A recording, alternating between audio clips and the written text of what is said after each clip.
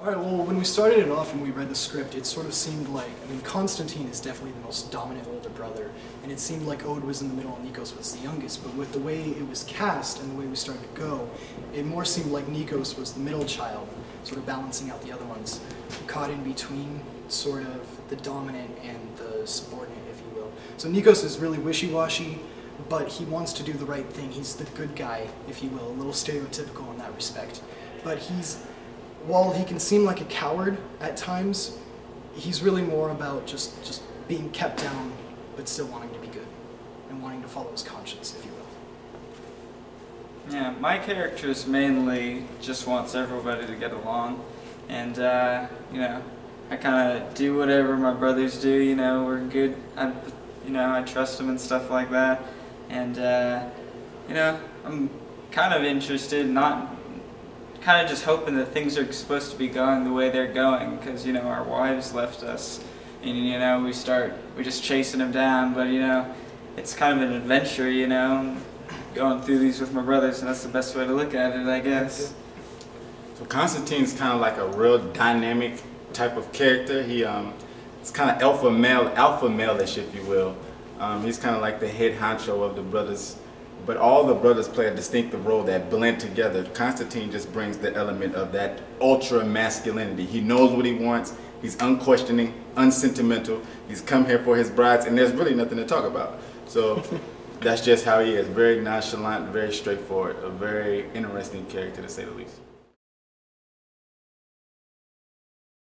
I would definitely say Constantine is matched up with Diana. They're both cut from the same cloth. She is the feminine version of Constantine.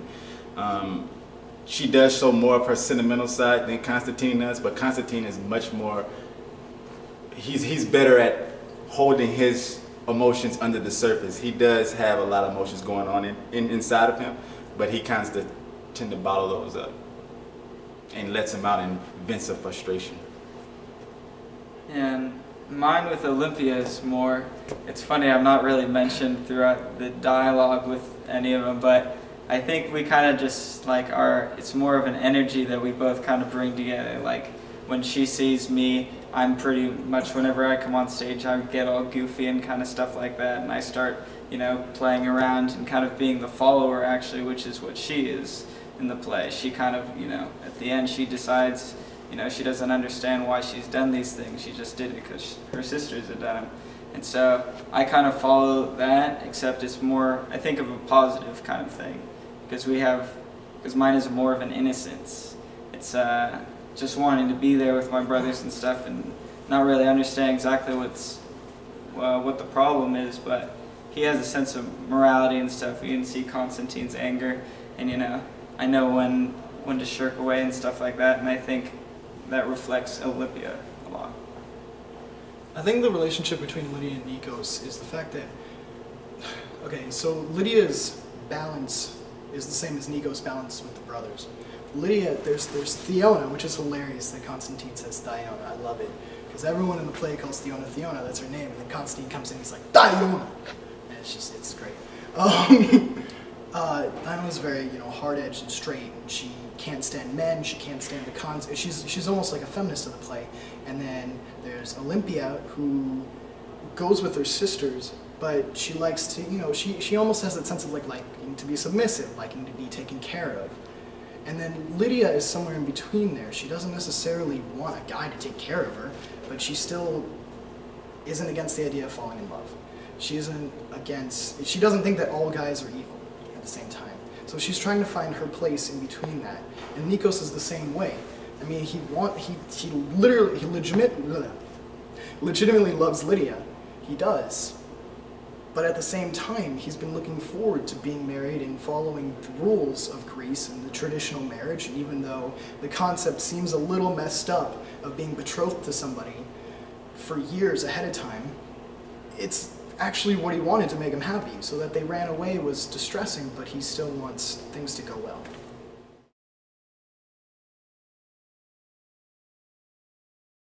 For me, the physical part has definitely been a course in progress. When we first started off, I injured my ankle. Then that went from injuring my ankle, then I injured my shoulder. and then that went from straining my vocal cords. I mean, it's a very physically demanding show. Considering this is the first play that I've ever done, it definitely was a challenge to me, and I wasn't expecting a lot of the rigorous physical activity that we were doing in this play. It's a real stylistic play, but overall I enjoy it. I take pleasure in it, and I bring on the challenge, and I'm glad that this is my first play. I think that I wouldn't be satisfied if I was having just a regular play where I can just stroll onto a living room set. I'd rather come through just the ceiling, grappling down from a helicopter. Much more interesting.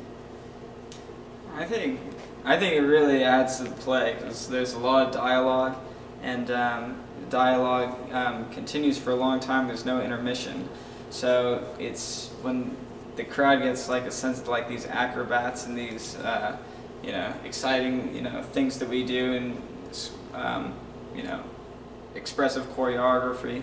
It really impacts like more what's going on. It kind of gives the audience something more to look at instead of just hearing. And so it's been like, at first I didn't think it, I wasn't sure how it worked, but the way that we just keep working on it, it gets more and more solid, and it just looks so pleasing to the eye. And the rappelling, yeah, we just did that like yesterday, and that was pretty amazing. And we're just starting with it now. We're playing around with it. It's awesome. So, and that's a huge scene. It's great.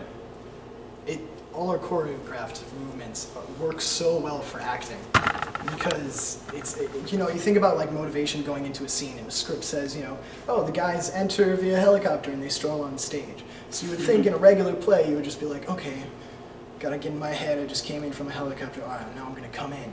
But when you actually rappel in from the ceiling, the acting, the little pre-character analysis doesn't even have to be there, because you literally just came in from the ceiling, so you're winded, you're a little, you know, hyped up, and the adrenaline's going, so it totally works for you. And then there's another section in the play where we literally throw ourselves down on the ground multiple times.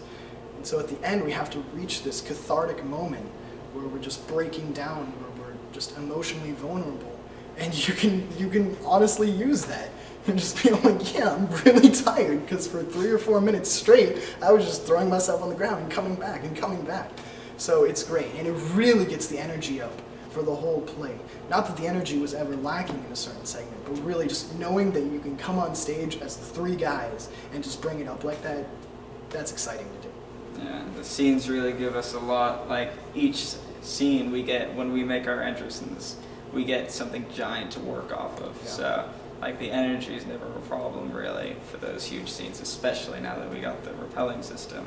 And this is, I can't wait to do the scene afterwards. It's going to be awesome. Right?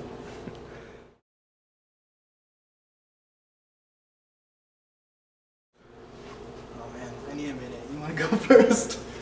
I'm new to this. You're the vet. You're a vet. Come on. Oh man, what from this? I'll go. My character's a little easier. I'll let you guys take some time.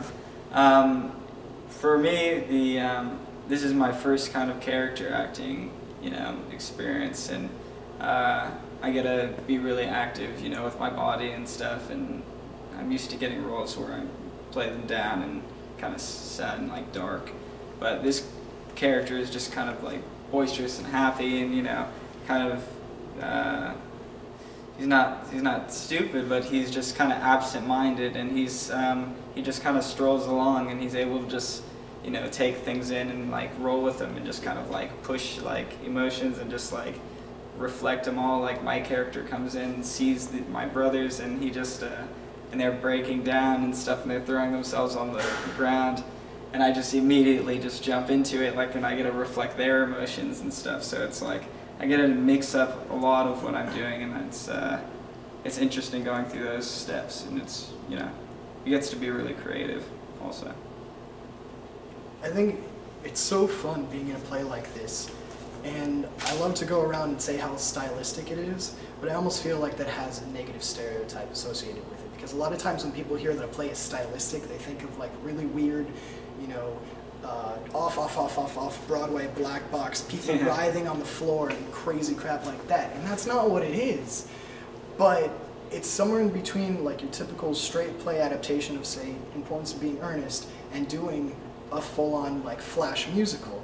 It's sort of a medium in between there, where when the characters like are falling down segment, we were directed that it's the sort of emotional state where the feelings and everything that's going on inside is so intense that it turns into this almost like testosterone rage where we just have to go down and throw ourselves on the floor, like in a musical where a character is, say, so filled with joy that they can't express what they're feeling with words and they have to sing it. And so feeling that sort of transition as an actor, it feels really great, and I think it'll really help in approaching different characters later on.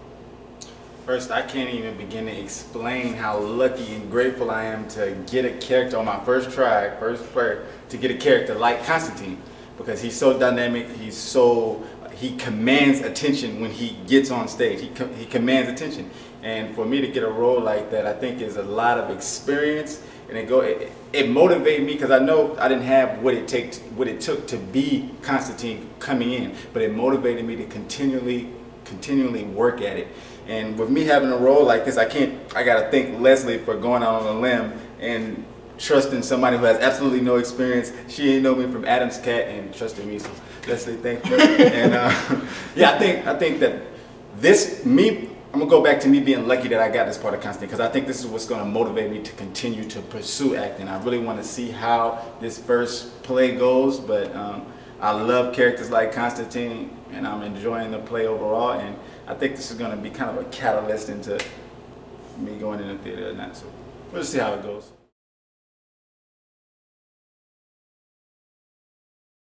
We got a great cast, great crew. The girls I work with, the director is the best. Stage manager, Amy, we got Helen, assistant stage manager. They all been helping us with everything. We got the lights, Pat, we got sound. Everybody's been a blast to work with, easy to work with. I've been enjoying every minute of it. And as a theatrical show, there are so many you can go out and see, and I don't want to necessarily put down any other show that I've ever seen in my life, but having a show like this where so many crazy aesthetic things happen, this doesn't typically happen at the JC in Sonoma County. Like, crazy things happen. We rappel from the ceiling, you know, crazy stuff like this. It's a freaking fun show to see, and it's great to be in. So my bad, Dana. I see you on the sound. So yeah, I wouldn't want to miss it. Yeah, they said it pretty. They got it. I guess that's pretty much it. I mean, it's a great show. You know, it's good to be a part of it. And this show, I want to emphasize, this show has a lot of social commentary. It's a play that you can go to and learn from, walk out into everyday life, and kind of reflect on how this play and society, you know, reflect on you. It's a good play to go to with a significant other, because it talks about love, human relations, how humans view love, and the role of the male and the female. So it's real dynamic, and it can really relate to you on a very human level, which I think a lot of plays, I love the JC Giving plays, but I think a lot of plays lack that social commentary that a lot of people are really craving for these days. So much respect for whoever allowed to get this play in, and I'm very happy to be a part of it. I think just going off of that, it's really great in that the story doesn't necessarily have like, oh, here's the good guy and here's the bad guy. It's not like that. I think it helps in being relatable in that, yes, there's, say, a protagonist and an antagonist, but everyone is relatable, and you can certainly, like, I mean, if you want to say who's like the hardest guy, it's definitely Constantine by far. But he has the sections where you absolutely feel for him, and you absolutely associate with what he's saying, because what he's saying is beautiful, and you can't help but agree. It's truth. That's why I love him. He speaks from the heart. And so that just helps motivate the commentary and make everything feel